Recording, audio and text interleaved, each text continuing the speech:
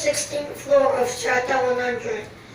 Do you think it's safe to be in an earthquake, be in a building during an earthquake? How do you think that earthquakes have always been a terrifying phenomenon?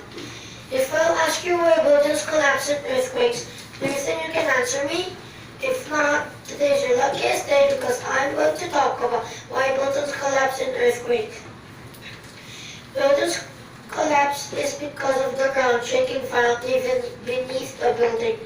When the ground moves, it displaces foundation and lower levels. The lower the building's foundation, the lesser the building will shake. However, nowadays they put something heavy under the building to make the building stronger to prevent earthquakes.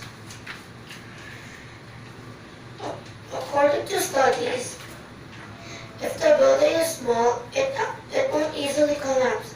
But if the building is high or tall, it has a higher chance of collapsing. However, look at the window on the right side.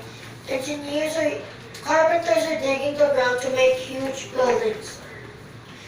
Engineers are using modern technology in making the building stronger. If the buildings are small, so thanks to modernization, even there are earthquakes that won't easily collapse. Now when you say mass, it means how heavy an object is. However, natural frequency is a frequency of the movement due to an earthquake. Stiffness is how rigid the building or something else is.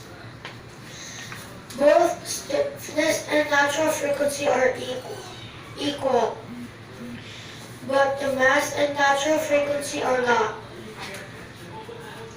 Earthquakes have always been a terrifying phenomenon.